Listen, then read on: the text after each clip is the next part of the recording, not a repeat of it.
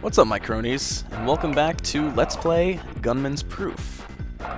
It's kind of weird to say welcome back, because even though I've been making the episodes, obviously, I haven't actually uploaded any yet.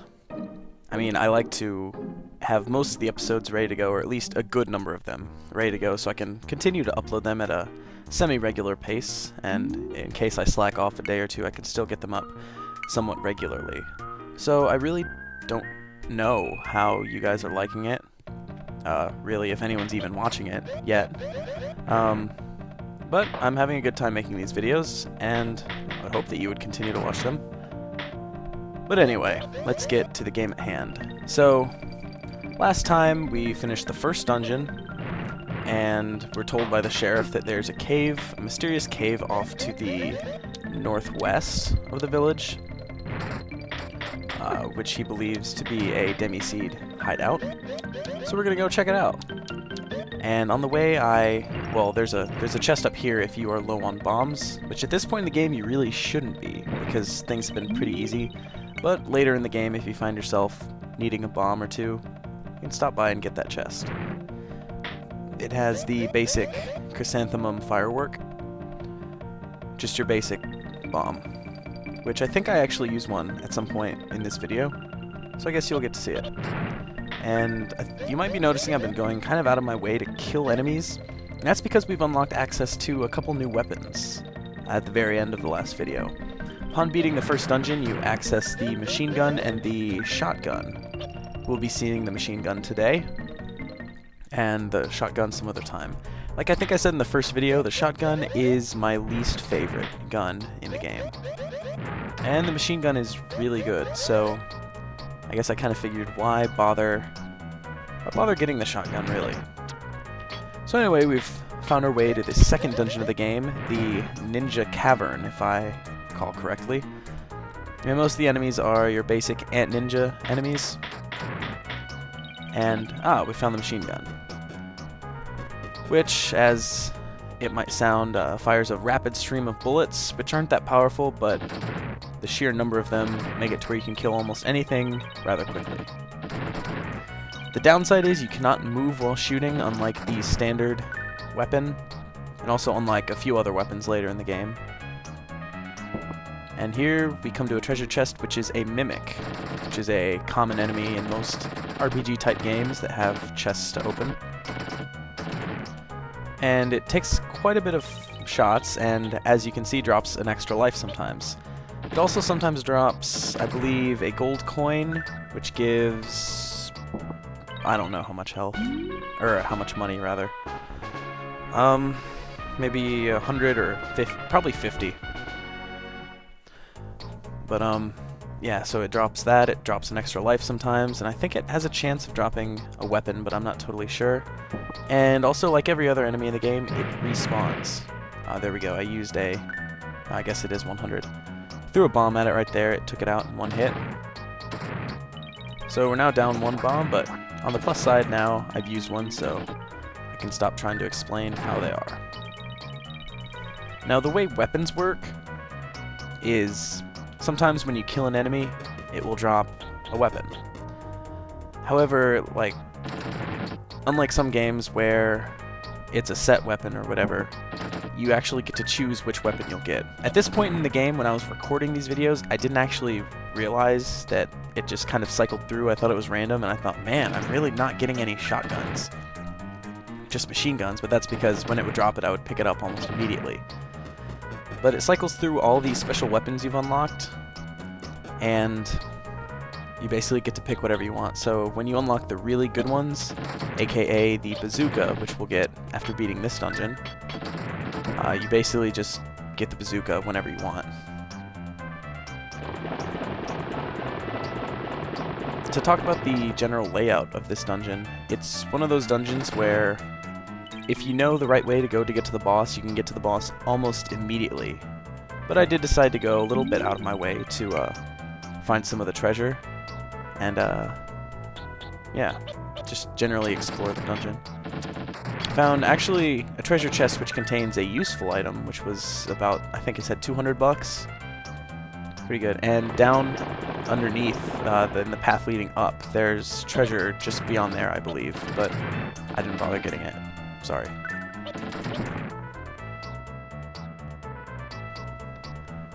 So I believe I've explored most of the side paths. I think there's actually one more side path that leads to more treasure. And then we'll go fight the boss and be done with it. So like I think I said in the first video, this game is fairly short aside from dungeons and stuff. You really don't spend a lot of time out on the map. I think it took me just under a minute to get to this dungeon. I mean, granted, it is one of the first dungeons of the game, so it is close to the starting city. But also, like, a grand majority of your time will be spent in dungeons. This path actually leads to a dead end with enemies that come up out the ground when you get close. So really no point in going this way, unless you just take a wrong turn like I guess I did. But there is treasure on the upper portion of that room, which I believe I go to get now. Yes, this room. Against these enemies, you can't kill them no matter how many times you shoot them, so you have to generally just time your steps and get past them. If you take a hit, no big deal. Here we go, more treasure. Just what we needed, except not really. Always nice to have a ruby ring. Maybe our young Nick can give it to Sarah in the village, who is obviously somewhat of a love interest, at least a girl that he somewhat likes. And I forget if I actually, yeah, I guess I do go around. You can, I guess, just walk through them and take a hit or two, because the one at the top and the one at the bottom you cannot walk past without getting hit. I guess I just decided to just move on.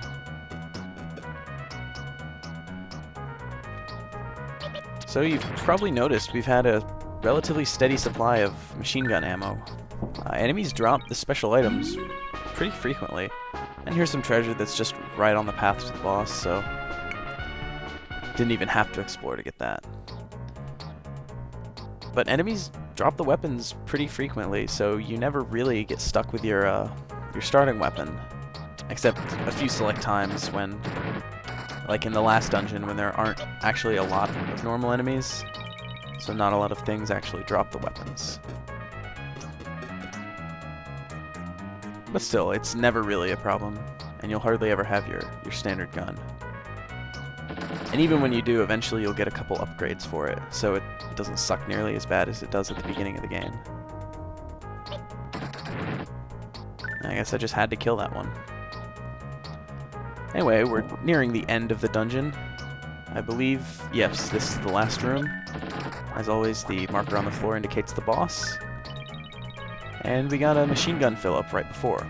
Looks like some kind of funky cowboy. Sure enough, we've come to the second boss of the game, Brazil Maru, or Brazil Circle, who is a space cowboy who believes he's in a Shakespeare play, it seems.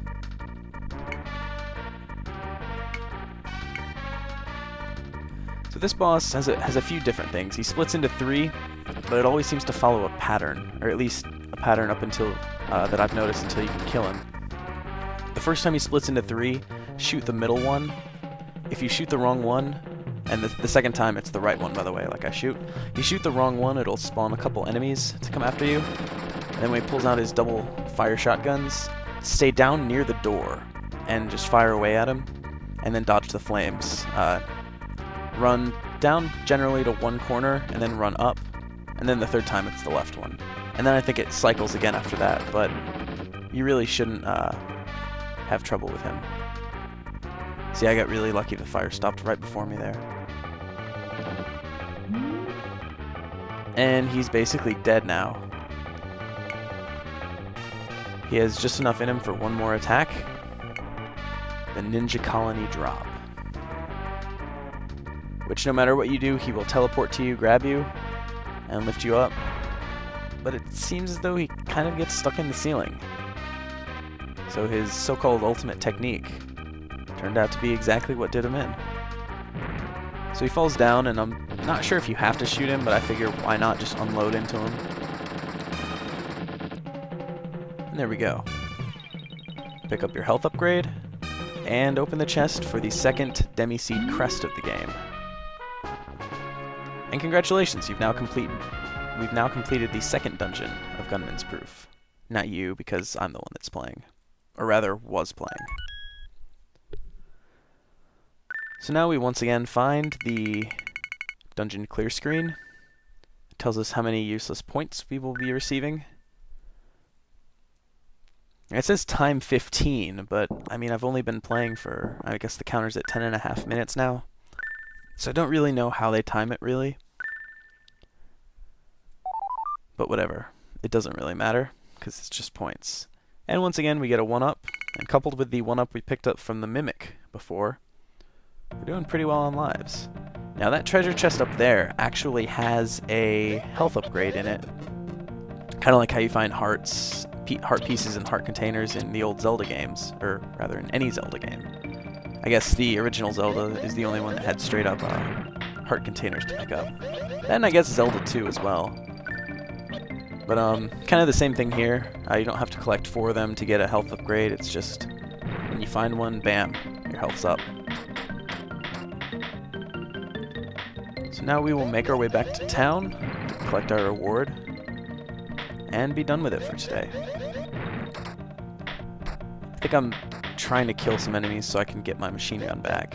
Not that it really matters, but I guess it's just nice to have.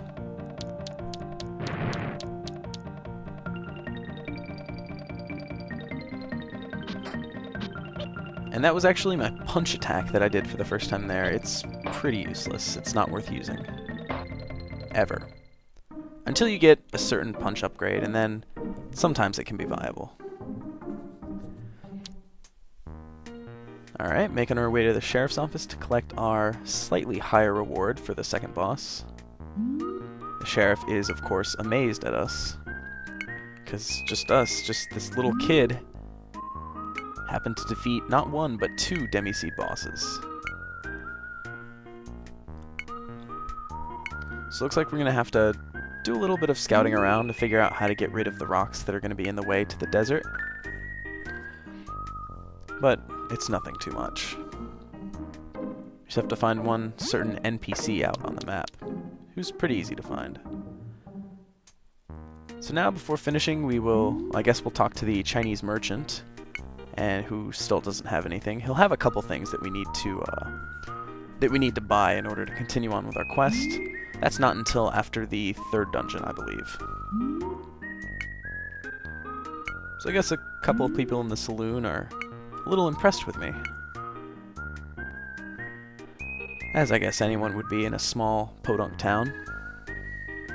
Taking down 2 bad guys. Don't know where I was trying to go there, but I guess I figure I'll just talk to a few people. It was relatively short, shorter than the other 2 videos. Might as well take a little break and talk to a few NPCs.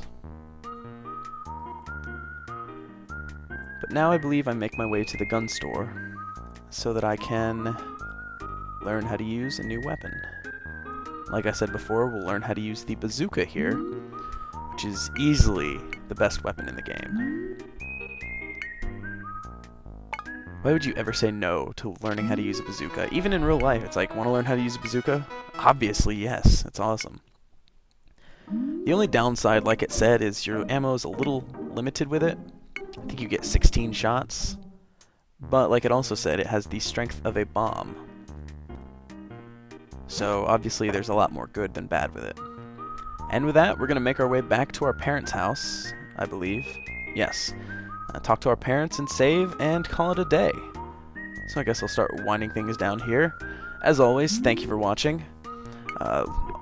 Remember to check back for more episodes, which should be going up soon, now that I have a little bit of time to record a few.